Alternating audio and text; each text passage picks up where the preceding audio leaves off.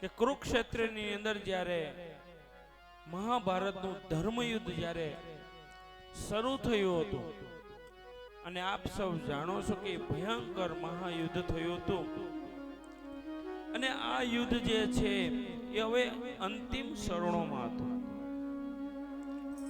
અને કૌરવો હણાયા હતા, ભયંકર માનવહાનિ થઈ હતી.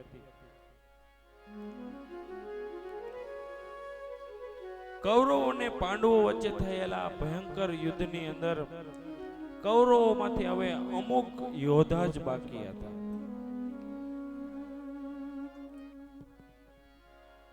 દુર્યોધન જીવિત હતા પણ એનું શરીર એકદમ જર્જરિત થઈ ગયું હતું.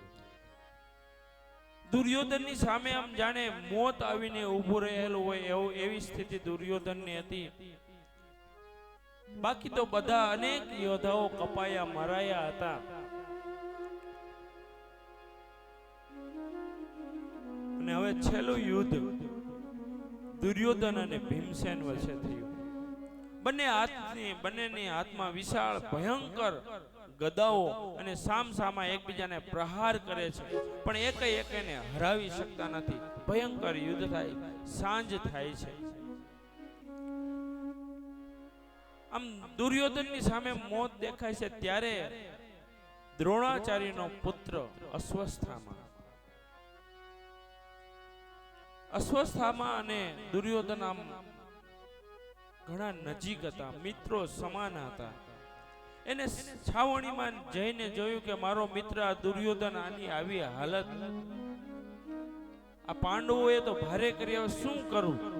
મારા મિત્રને ખુશ કરવા માટે થઈને આજ હું કંઈક કરું. હું રાત્રે જઈ, નહીતર મહાભારતના યુદ્ધના નિયમો હતા,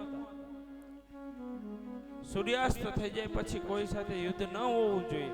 પણ આજે અસ્વસ્થામાં એમ વિચારે કે મારા મિત્રને હું ખુશ કરવા માટે થઈને આ યુદ્ધના નિયમોને છોડી આજે રાત્રે જઈ પાંડવો જ્યાં શયન કરે છે એને હું મારી નાખું. દ્રોણાચાર્યનો પુત્ર અસ્વસ્થામાં હાથમાં ખડગ લઈ અને છુપાતો રાત્રિના સમયમાં પાંડવોની છાવણીમાં જઈ અને જોયું તો એક છાવણીની અંદર, એક ડોમની અંદર 5 જણા સૂતેલા હતા. એને એમ થયું કે આ જ 5 પાંડવો છે. અને ક્રૂર બનેલો અસ્વસ્થામાં જઈ અને પોતાના ખડગથી એક પછી એમ 5ના મસ્તક કાપે છે. 5ના ધડથી મસ્તક અલગ કરીને મસ્તક પોતાના હાથમાં લઈ અને હરખાતો કૌરવોની સાવણીમાં આવી અને દુર્યોધનને ત્યાં જઈને કહે છે, મિત્ર સાંભળ, તારી હાલત આ કરનાર આ પાંડવોના 5ના હું માથા કાપીને લાવ્યો છું, હાલે. દુર્યોધને મસ્તકો જોયા અને જોઈને દુર્યોધનની આંખમાં જે આંસુ આવી ગયા હતા, રડવા લાગ્યો. એ મહાન યોદ્ધો રડવા લાગ્યો કે હે અસ્વસ્થામાં, તું આ શું કરીને આવ્યો છો? આ પાંડવો મારા પાંડવોના મસ્તક નથી, આ તો મારા છોકરાના મસ્તક છે, આ પાંડવ પુત્રોના મસ્તક છે. તને આવું કરવાનું કોને સુજાડ્યું? જે મસ્તક કાપીને ગયો તો એ પાંડવો નતા, પણ 5 ભાઈના એક સંતાનો હતા, દ્રૌપદીના પુત્રોના માથા હતા. અરે અસ્વસ્થામાં, મારે તો એના બાપા હારે વેર છે, આ તો મારા દીકરા છે, તું આના માથા કાપીને લાવ્યો?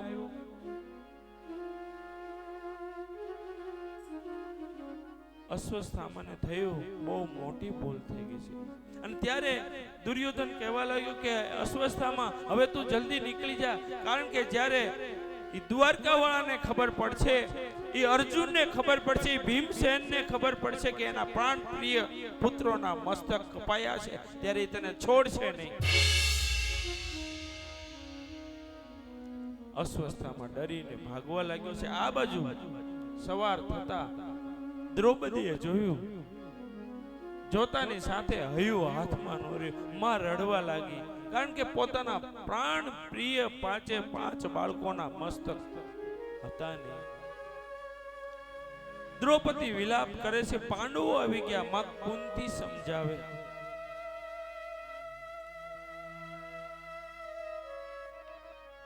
પાંડવ આખી છાવણી હતી અત્યારે રડી રહી છે, કારણ કે જે બાળકો હતા એ તો હજે નાના હતા, એટલા વીર યોદ્ધા પણ ન હતા, અને નિર્દોષ બાળકો કપાયા છે, વિલાપ થઈ રહ્યો છે. આજે મહાન બળશાળી ભીમ પોતાની ગદાને પોતાની બાજુમાં મેકી અને આંખમાંથી આંસુ વહાવી રહ્યો. જે અર્જુન કૃષ્ણ પરમાત્માનો પરમ સખા, જેની પાસે અનેક પ્રકારના અસ્ત્રો અને શસ્ત્રો શ્રી શિવજીએ આપ્યા હતા, એ અર્જુન આજે પોતાના પુત્રોના ધડ જોઈને રડી રહ્યા છે. કોણ કોને છાનું રાખે? બધા રડી રહ્યા છે.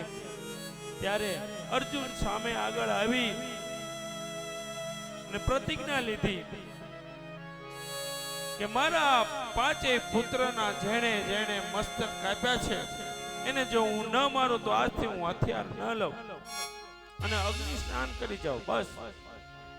અને કૃષ્ણ પરમાત્માને કહ્યું કે રથ લઈ લો, હું હમણાં જ એને ગોતી લાવું. કૃષ્ણ અને અર્જુન એની પાછળ જાય છે, પણ આજે ડરેલો અસ્વસ્થામાં ભાગે છે, આશ્રમમાં જાય છે.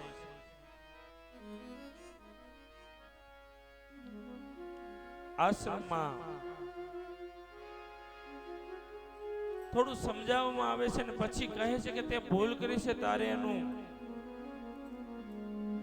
ફળ ભોગવવું જ પડશે. બરાબર એ સમયે કૃષ્ણ અને અર્જુન ત્યાં મળી જાય છે. ત્યારે હવે શું કરવું? હવે હમણે મને અર્જુન મારી નાખશે, આમ વિચારીને અસ્વસ્થામાં પોતાની પાસે જે વિદ્યા હતી એમાંથી બ્રહ્માસ્ત્રનું સંધાન કરીને છોડ્યું, પણ આકાશની અંદર ભયંકર જ્વાળાઓ ઉઠવા લાગી છે. અર્જુન પણ એક ક્ષણ માટે ડરી ગયો કે હવે મારે શું કરવું? ત્યારે કૃષ્ણ ભગવાને કીધું, તું ડરમાં, તારી પાસે આ વિદ્યા છે, તું સામું છોડ. આ બાજુ અર્જુને પોતાનું બ્રહ્માસ્ત્ર છોડ્યું છે. ભયંકર આકાશની અંદર વલોપાત થવા લાગ્યો, આમ સમુદ્ર ખળભળવા લાગ્યા, કારણ કે બે બ્રહ્માસ્ત્ર સામે સામે. હવે શું કરવું? પાછું હતું એવું એમાં કે અસ્વસ્થામાં નહીં, પાછું વાળતા તો આવડતું નતું. અધૂરી વિદ્યાનું આવું થાય. કૃષ્ણ પરમાત્માએ કીધું, તને આવડે છે, આ બેને તું પાછા વાળ, નહીતર બ્રહ્માએ રચેલી આ સૃષ્ટિ હમણાં પ્રલય થઈ જશે. બ્રહ્માસ્ત્રને શાંત કરવામાં આવ્યા છે. પછી ભગવાને ત્યારે એને કીધું કે જો હવે ઊભો છે અસ્વસ્થામાં, મારી નાખ, કાપી નાખ એનું છે. અર્જુન કે ના ના, નથી મારવું. તો કે કોઈ પણ વ્યક્તિની શિખા કાપી નાખો, એનું મુંડન કરાવી નાખો, એટલે મરવા સમાન છે. અને શિખા કાપી એને બાંધી અને આપણા રથની પાછળ પાછળ જે આપણી છાવણી છે ત્યાં લઈ જઈએ. ભગવાન કે તો એમ કર, બાકી હું જ કહું છું આને પૂરો કર નાખ. પણ અર્જુને કહ્યું કે આને લઈ જઈએ. એ રથની પાછળ અસ્વસ્થામાંને બાંધી અને લાવવામાં આવે છે. અહીંયા બધા વિલાપ કરી રહ્યા છે કાચે, કારણ કે પાંચે ધડ પડેલા છે. આખું પાંડવ છાવણી રડી રહી છે, અને આ જ્યાં રડી રહી છે ત્યાં સામેથી કૃષ્ણ પરમાત્મા રથ હંકાલતા હંકાલતા આવે છે. પાછળ ગાંડી ધારણ કરેલ અર્જુન ઊભો છે, અને એની પાછળ દ્રોણાચાર્યનો પુત્ર અસ્વસ્થામાં આવી રહ્યો છે. આ દ્રશ્ય જોયું અને બધા એ દ્રશ્ય જોઈ અને ત્યારે બહુ સમજવા જેવી, મને ગમે એવી વાત આવી છે કે આ બધું દુઃખ જોઈ, આ બધું વિલાપ કરતી દ્રૌપદી આ જોઈ અને બધું ભૂલી અને રથની સામે આવી અને અર્જુનને કહેવા લાગી કે હે કૌંતેય, આ તમે શું કરી રહ્યા છો? તમે આ તો ગુરુનો પુત્ર છે, આની હારે આવો વ્યવહાર કરાય? તમે માની આટલા માટે જ માં શબ્દ જ એટલો મહાન એટલા માટે છે. પોતાના 5 પુત્રને કાપનારને જોઈ અને દ્રૌપદીની અંદર કરુણા આવી અને રડતી રડતી દ્રૌપદી કહેવા લાગી કે હે કોણ તે, આને છોડી મૂકો, આ તો આપણા ગુરુનો પુત્ર છે. અર્જુન કહે પણ દેવી એને જ આ મસ્તકને વાઢ્યા. અરે કે જે કર્યું હોય પણ આની આ હાલત હું નથી જોઈ શકતી. આ છે માનું, આ છે માની કરુણા. કૃષ્ણ ભગવાને કીધું કે મેં તને કીધું તું કે આને પૂરો કર નાખ, હવે જો તું આગળ હું ખેલ થાય. છોડવામાં આવ્યો પણ ત્યારે અર્જુન કહેવા લાગ્યું તો મારી પ્રતિજ્ઞા, ભગવાને કીધું કે એના હાથે જે એની હાલત કરી છે આમાં તારી પ્રતિજ્ઞા પૂરી થઈ ગઈ. ત્યારે ફરીવાર દ્રૌપદી બોલી કે મને પણ આમ એટલું જ દુઃખ છે કે મારા 5 આ લાડકવાયા કપાયેલા અહીંયા પડ્યા છે, પણ હે ધનંજય મારી પાછળ તો હજે તમે 5 ઊભા છો, પણ આ કુપી દ્રોણાચાર્યની પત્ની કુપી એનો તો આ એકનો એક અસ્વસ્થામાં છે, એને જો તમે હમણાં મારી નાખશો તો એનું કોણ? તમે જો તો ખરા મામાં કેટલી કરુણા છે. કથા કહે કે એને છોડી મૂકવામાં આવ્યો છે.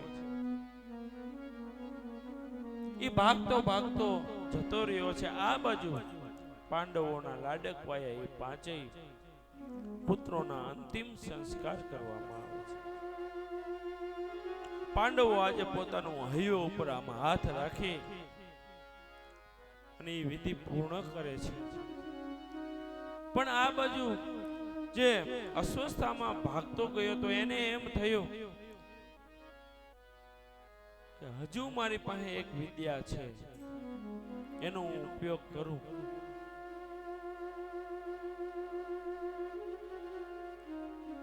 હવે હું એવું કરું કે મારી પાસે જે વિદ્યા છે, બ્રહ્માસ્ત્ર છે, એને હું છોડું અને જે ઉત્તરા છે એના ગર્ભની અંદર અત્યારે પાંડવોનું, કારણ કે આ 5 તો મરી ગયા, પાંડવોના 5 પુત્ર હતા એને મારવામાં આવ્યા. હવે આગળ વંશ હાલે એવું કોણ? તો કે હવે કોઈ નહીં, પાંડવો પછી કોઈ નહીં. તો હવે એનું એક જે મૂળ બીજ રહ્યું છે એ ઓતરાના ગર્ભમાં છે. તો એને જ હું નષ્ટ કરી નાખું તો પાંડવોનો આખો વંશ પૂરો થઈ જાય.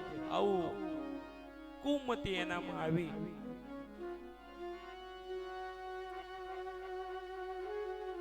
કુમતિ આવી એટલે અર્જુનનો પુત્ર અભિમન્યુ અને અભિમન્યુની પત્ની ઓતરા, એના ગર્ભની અંદર બાળક હતું. એના ઉપર ફરીવાર અસ્વસ્થામાં સંધાન કર્યું, બાણ છોડ્યું અને ભયંકર બાણની અસર ઓતરાના ગર્ભમાં થવા લાગી. ઓતરા આજે વિહવળ બની અને દુખી થતી પોતાની સાસુ દ્રૌપદીને કહેવા લાગી કે માં મને પેટની અંદર અનેક જવાળાઓ ઉઠતી હોય એવી લાગે છે. અને દ્રૌપદી પોતાના સાસુ માં કુંતી પાસે આવીને કહેવા લાગ્યા કે માં હવે શું કરીએ? ત્યારે માં કુંતી માં દ્રૌપદી કહે કે હવે તો આપણો કોઈ હાથ ચાલે તો એ દ્વારકા વાળો કાનુડો જ ચાલે. પ્રભુને મનોમન પ્રાર્થના કરી અને પ્રભુ અંગૂઠા જેવડું નાનકડું રૂપ લઈ અને ઓતરાના ગર્ભમાં ગયા અને ગર્ભની અંદર જે બાળક હતું એની રક્ષા કરવા લાગ્યા. જે અંદર બાળક હતું એ આમ જોઈ રહ્યું છે કે આ શું થઈ રહ્યું છે, કોણ મારી રક્ષા કરી રહ્યું છે. પ્રભુએ માના ગર્ભની અંદર પરીક્ષિતના આ રીતે રક્ષણ કર્યું. જે શક્તિ હતી એને ખીન કરી, પૂર્ણ કરી. ઓતરાના ગર્ભમાં શાંતિ થઈ અને પછી તો યુદ્ધ પૂર્ણ થયું. આપ સૌ જાણો છો. કૃષ્ણ પરમાત્મા હવે કહે છે કે હવે હું પાછો દ્વારકા જાઉં, પણ ત્યારે બધા બહુ રોકે છે અને એમાં ખાસ તો માં કુંતી એને કહે છે, કાનુડો અને માં કુંતી એના ફઈ થતા હતા સંબંધમાં. એટલે જવા નીકળ્યા પરમાત્મા, એટલે આમાં રથ પકડ્યો અને માં કુંતા કહેવા લાગ્યા કે એ હરી બધું થઈ ગયું છે પણ તમે થોડાક દી રોકાવ ને. ત્યારે માં કુંતી અને શ્રી કૃષ્ણ પરમાત્મા વચ્ચે જે સંવાદ થયો છે એના એક એક વાક્ય જીવનમાં ઉતારવા જેવા છે. ત્યારે માં કુંતા સ્પષ્ટતા કરે છે કે હે કૃષ્ણ, મને બધી ખબર છે હો, તું મારો ભત્રીજો છો એટલું નથી, તું બ્રહ્મ છો હું જાણું છું. અને હે કૃષ્ણ પરમાત્મા, તે તો મારા તો ખરા, પણ મારા છોકરા એનાય છોકરાનું તે બાપ રક્ષણ કર્યું છે. અમને જ્યારે જ્યારે મુશ્કેલી પડીને ત્યારે તું જ આવીને બધું કરી ગયો છો હું જાણું છું. અને મહાભારતનો તમે કોઈ પણ પ્રસંગ લઈ લો, જ્યાં પાંડવો મૂંઝાયા ત્યારે શ્રી હરિ આવી અને રક્ષા કરી ગયા. અને માં કુંતી યાદ કરવા લાગ્યા, અમને ખબર છે કે જ્યારે દ્વિતીય રમાણું એ પાંડવોની સભાની અંદર મારા 5 પાંડવો બધું હારી ગયા, અને જ્યારે મારા કુળની મારી પુત્રી સમાન આ દ્રૌપદીની જ્યારે ચીરહરણ થયા હતા ને, ત્યારે તું નતો આવ્યો. તારા સિવાય આ કોણ કરી ગયું તું? આમ કુંતા આજે એક એક પ્રસંગ યાદ કરાવે કે હે માધવ, હે કૃષ્ણ પરમાત્મા, જ્યારે મારા 5 પાંડવોને એની સાથે કપટ કરીને લાક્ષાગૃહની અંદર લઈ જવામાં મોકલવામાં આવ્યા, ત્યાં એને સળગાવી દેવાની, જીવતા સળગાવી દેવાની યોજના કરવામાં આવી, ત્યારે એને સુમતિ આપનાર હે માધવ કોણ હતો? તે તો અમને તાર્યા છે, પણ હવે મને ખબર છે કે તું પરમાત્મા છો, તું દ્વારકા જઈ રહ્યો છો, ત્યારે એક વરદાન આપતો જા.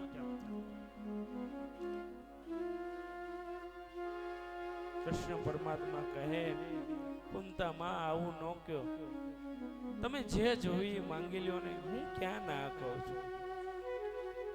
ત્યારે માં કુંતીએ માંગ્યું, એના સિવાય લગભગ આજ સુધી કોઈએ માંગ્યું નથી.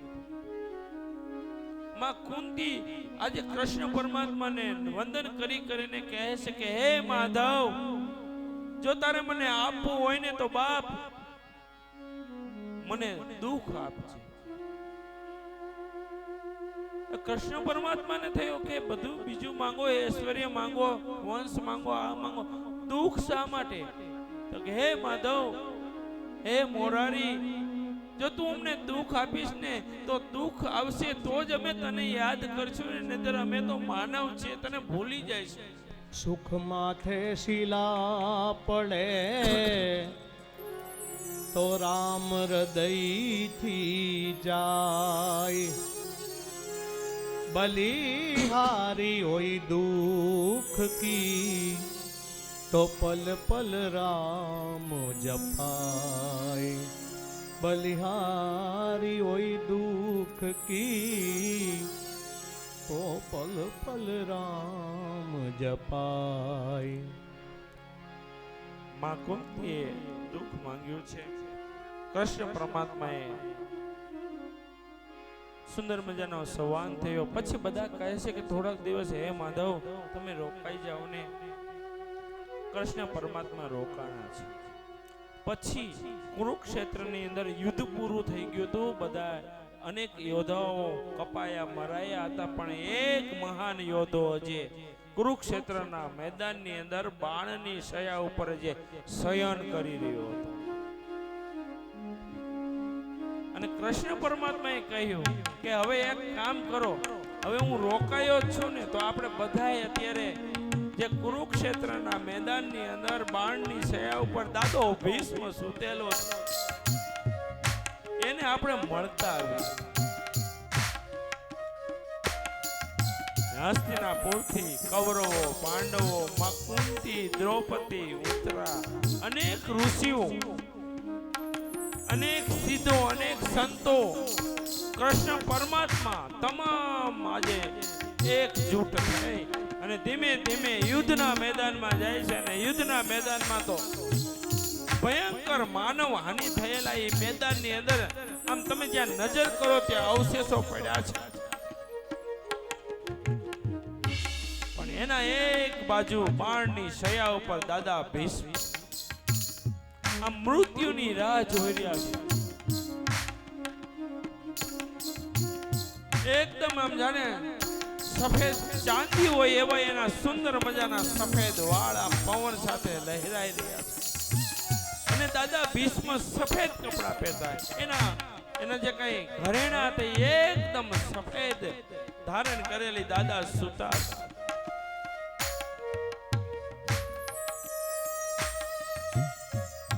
બધા આવી અને દાદાના ચરણમાં વંદના કરે છે અને સુતા સુતા દાદાએ આમ આંખ ઉપર હાથ રાખીને આમ જોયું કે હા તમે બધાએ આવ્યા છો બાપા.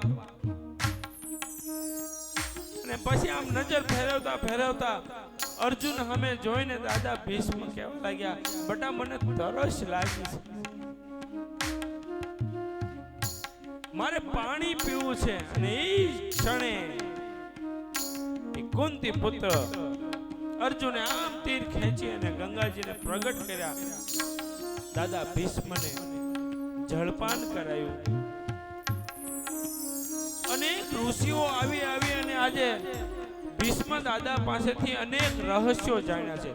ધર્મ, અર્થ, કામ, મોકલી સ્ત્રીઓના ધર્મો, આ બધા જે ગૂઢ રહસ્યો હતા એ ભીષ્મ પિતાએ જેવું પાત્ર એવું એને કીધું.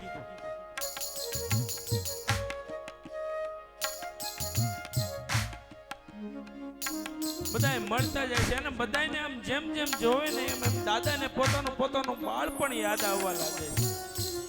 અરે ભીમ બટા, આમ શયન ઉપર સુતેલા દાદા આમ ફરી અને કહે છે કે ભીમ દીકરા હવે તો હું જવાનો છું. અર્જુન આવે, યુધિષ્ઠિર આવે, બધાને મળે છે,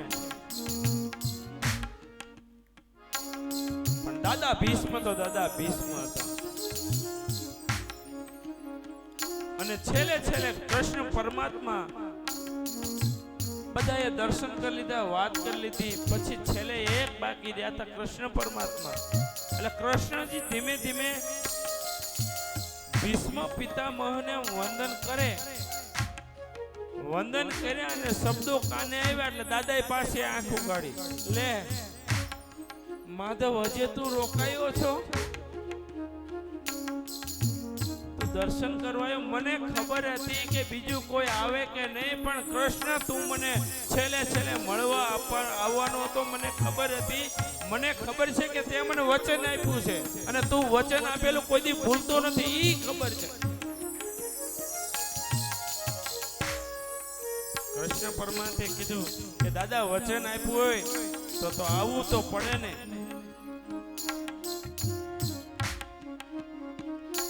કયું વચન આપ્યું હતું? મહાભારતના યુદ્ધના ત્રીજા દિવસની કથા આવે કે ત્રીજા દિવસે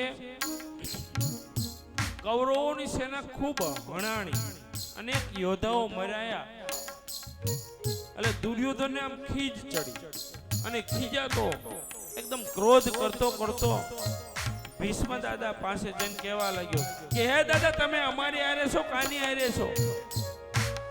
મારી આટલી સેના કપાય છે અને તમે આટલા મહાન વીર યોદ્ધા છો તો તમે કેમ ઓલાને મારતા નથી? તમે કઈક મારી હારે દગો તો નથી કરતા ને? કઈક તમારા મનમાં એવું જ નથી ને કે હું પાંડવોને જીતાડતો મને હરાવવા માટે નથી ને? એટલે ભીષ્મ પિતામહ કહે છે કે અર્જુન એવું કઈ નથી, દુર્યોધન એવું કઈ નથી. તો આમ થશે તો તમને કેમ બધું મારું બધું લૂંટાઈ જશે, મારા બધા યોદ્ધા ખલાસ થઈ જશે, યુદ્ધ કેમ કરવું? ત્યારે ભીષ્મ પિતામહે કીધું, દુર્યોધન સાંભળ, આજ સાંજે યુદ્ધ પૂરું થાય એટલે રાત્રે જ્યારે હું ધ્યાનમાં બેસું અને આંખો ખોલું ને ત્યારે હું તારી પત્નીને અખંડ સૌભાગ્યવતી ભવ એવું વરદાન આપી, જેથી તું અભય નિર્ભય થઈ જઈશ. પછી તને કોઈ હરાવી શકે નહીં, તું અમર થઈ જઈશ. કાંઈ વાંધો નહીં, પણ હે દુર્યોધન, બરાબર યાદ રાખજે, રાત્રિના સમયે તારી પત્ની ભાનુમતીને મારો સાવણીમાં મોકલજે અને આ અખંડ સૌભાગ્યવતીના આશીર્વાદ લઈ જાય. સારું. હવે કૃષ્ણ પરમાત્મા તો સર્વજ્ઞ છે. સર્વજ્ઞ એટલે શું કે એને બધું જ્ઞાન હોય જ, એ સર્વજ્ઞ. જ્યાં હું બને છે એને ખબર જ હોય, અને હરિ હે ને સર્વજ્ઞ છે. એટલે આપણે ખૂણામાં હોય કે જાહેરમાં હોય, આપણું મન શું છે ને એને ખબર જ હોય. આપણને એમ થાય લે આપણે તો અહીં કોઈ આપણને જોતું નથી, આમ બોલી દે, આમ કરી લે, આનું આ લઈ લે, આમ જે કઈ હોય. પણ હરિ તો સર્વજ્ઞ છે, એ આપણને જોતો હોય. અહીંયા કૃષ્ણ પરમાત્માએ જોઈ લીધું કે જો હમણે રાત થશે અને ભાનુમતીને જો અખંડ સૌભાગ્યવતી ભવ એવું વરદાન મળી જાય તો પછી આ દુર્યોધન મરવાનો નથી, તો શું કરું? બરાબર રાત્રિનો સમય થઈ ગયો, અંધારું થઈ ગયું, અને એ અંધારામાં કૃષ્ણ પરમાત્મા ચાલતા ચાલતા દ્રૌપદી પાસે ગયા. અને દ્રૌપદી અને કૃષ્ણ પરમાત્મા એકબીજાના પરમ મિત્ર હતા. જ્યાં જ્યાં મુશ્કેલી પડે ત્યારે એ બે ખુલીને એકબીજાને વાત કરતા. એટલે કૃષ્ણ ભગવાન દ્રૌપદીને જઈ આમ ઈશારો કર્યો, અહીંયા આવો. તો દ્રૌપદી આવ્યા. શું? તો કે તમારે શું એમ ભૂલી જાવ, કાંઈ પૂછવાનું નથી, હું કહું એમ કર્યા જ રાખવાનું. એટલે મા દ્રૌપદી તૈયાર થયા. હવે યુદ્ધના મેદાનમાં તો રાત્રિએ કઈ ત્યારે ફોક્સ તો હતા નહીં, અંધારું હતું, બધા સૂતા હતા, રાત્રિનો સમય થઈ ગયો હતો. અને કૃષ્ણ પરમાત્મા અને દ્રૌપદી બે હાલતા થયા. એટલે કાનુડાને એમ થયું કે ઉભા રહો દ્રૌપદી. તો કે વળી હું? તો કે શું ઈ પૂછવાનું જ નથી, હું કહું એમ કરવાનું, બાકી જોયા રાખો. કૃષ્ણ ભગવાન એક છાવણીમાં જાય અને હરિકન લઈ આવ્યા. ઓલો દીવો આપણે કરીએ ને એ હરિકન. અને કાનુડા એમાં હાથમાં પકડ્યું ને આમાં આગળ આગળ હાલો જાય વાયા દ્રૌપદી. અને ધીમે ધીમે ધીમે એ સામી શ્રાવણી જે કૌરવોની શ્રાવણી હતી એમાં પ્રવેશ કર્યો. હવે એમાં પ્રવેશ કર્યો, રાત્રિનો સમય, શાંત વાતાવરણ. એટલે દ્રૌપદીએ જે ચંપલ પહેર્યા હતા એનો આમ કટ કટ કટ કટ અવાજ આવે. વળી કાનુડાને થયું કે હમણે દાદો ભીષ્મ જો આંખો ખોલી જશે અને ઓળખી જશે તો જે મારી બાજી છે, મારી આ વ્યૂહરચના છે એ ફેલ થઈ જશે. તો દ્રૌપદીને કે ચંપલ કાઢ નાખો. દ્રૌપદી તો કઈ સમજે નહીં શું કરવા, ચંપલ કાઢવાનું કાં કે. દ્રૌપદીએ ચંપલ કાઢ્યા અને આજી દ્રૌપદીના ચંપલ અખિલ બ્રહ્માંડનો નાથ કૃષ્ણ પરમાત્મા પોતાના એક આમાં હાથમાં ઉપાડે, એક હાથમાં હરિકન, અને ધીમે ધીમે ધીમે બરાબર દાદા ભીષ્મની સાવણીએ પહોંચ્યા. પણ દાદા ભીષ્મ સાવણીમાં પદ્માસન વાળી અને જાણે હરિહરે તાર જોડાયેલા હોય એમ પ્રભુનું ભજન કરે છે. દ્રૌપદી કે પણ હવે તો કયો મારે કરવાનું શું છે? તો કે બસ હું કહું એ તમે રહ્યો. અને કૃષ્ણ ભગવાને આમાં આકાશમાં જોયું અને આકાશમાંથી નક્કી કર્યું કે આટલો સમય થયો છે, હવે દાદા હમણે આંખ ખોલવાના છે, એનું ભજન પૂરું થવાનું છે. કૃષ્ણ પરમાત્માએ દ્રૌપદીને કહ્યું કે જેવી તમે ત્યાં જઈ આંખો ખોલે પ્રણામ કરી, તમારે ખાલી પ્રણામ કરવાના છે, બીજું કાંઈ કરવાનું નથી. અને અહીંયા ધીમે ધીમે દ્રૌપદી આજે દાદા ભીષ્મની સામે ખોળો પાથરીને બેસી ગયા છે. અને દાદાની આંખો ખોલીને પ્રણામ કર્યા. પ્રણામ શબ્દ સાંભળતા દાદાએ કીધું, દાદાને એમ જ કે આ દુર્યોધનની પત્ની ભાનુમતી આવી ગયા છે, મેં એને કીધું તું એ પ્રમાણે અખંડ સૌભાગ્યવતી ભવ આશીર્વાદ આપી દો. દાદાને ખબર નથી કે આ તો દ્રૌપદી આવી ગયા. અને આંખો ખોલીને કીધું કે અખંડ સૌભાગ્યવતી ભવ. અને આ માંગ્યો કે હામે દ્રૌપદીને જોઈને દાદા ભીષ્મએ પહેલો જ પ્રશ્ન કર્યો કે કાનુડો ક્યાં છે? કારણ કે દાદાને ખબર હતી કે આ કરવા વાળો કાનુડો જ હોય. બેટા તમે એના કુળ બધું, બેટા તું એકલી છો, કાનુડો ક્યાં છે? પણ કાનુડો તે દરવાજે ઊભો હતો. પછી આ થોડી વાર લાગે ને એટલે આમ આટીએ પગ ચડાવી, કોઈ ઓળખી ન જાય એમ, એટલે પહેલેથી જ આમ ફેટો બેટો બાંધેલો હતો, હાથમાં એક હાથમાં હરિકન રાખેલો, એવું એને કે બોલાવો હવે તું અંદર આવ. કૃષ્ણ પરમાત્મા અંદર આવીને પ્રણામ કરે ત્યારે દાદાએ કીધું, દાદા ભીષ્મએ ત્યારે વરદાન માંગ્યું હતું કે કાનુડા તું તો મને મારું જે કાંઈ પુણ્ય હતું એ મેં આને આપી દીધું, તે હવે તું મને એક વરદાન આપ. તો કે કયો ને દાદા, શું કરું? કાનુડાનો સ્વભાવ બહુ સરળ અને બહુ રકજક ન કરે, આપી જ દે. આપણે એટલે જ એને ભજીએ છે ને કે બહુ લપ ન કરે, આપી દે કાનુડો. દાદા ભીષ્મ કે હવે તારે મને એક વચન આપવાનું છે કે જ્યારે હું અંતિમ ક્ષણ હોય મારે આ દેહ છોડવાનો હોય ને ત્યારે બીજું કોઈ હોય કે નહીં, પણ હે કૃષ્ણ પરમાત્મા તું મારી નજરની સામે હોવો જોઈએ. એટલે ભગવાને કીધું તથાસ્તુ આવીશ. અને આજે એ દિવસ આવ્યો. કુરુક્ષેત્રના મેદાનમાં દાદા ભીષ્મ સયા ઉપર સૂતેલો. ત્યારે દાદાએ કીધું કે તું વચનનો બહુ પાકો. ત્યારે કૃષ્ણ પરમાત્મા કહે છે કે હું મારા વચન ચૂકતો નથી. અને એટલા માટે આપણે ત્યાં વચનનો કેટલો મહિમા છે. વચન માટે થઈને તો માથા કપાઈ જાય છે બાપ. સીબી રાજાને યાદ કરો, ખાલી હોલાને આમ આવકારો આપ્યો અને કહી દીધું કે હું તારું રક્ષણ કરીશ, પછી એના માટે એના આમ કાંડા કાપીને ધડ કાપીને તરાજવામાં મૂકવા માટે તૈયાર થઈ ગયા. આ વચનની કિંમત છે. અને ઈ ભગવાન ભગવાન વચન નો પૂરા કરતા હોય તો આપણે નો જ કરીએ ને, પણ એને આપણને શીખડાયું છે. વચન મુજબ કૃષ્ણ પરમાત્મા આવ્યા છે. અને પછી બધું પૂર્ણ થયું અને દાદાનું જે દેહ હતો એ છોડ્યો, સ્વર્ગમાં ગયા, સુરલોકમાં ગયા.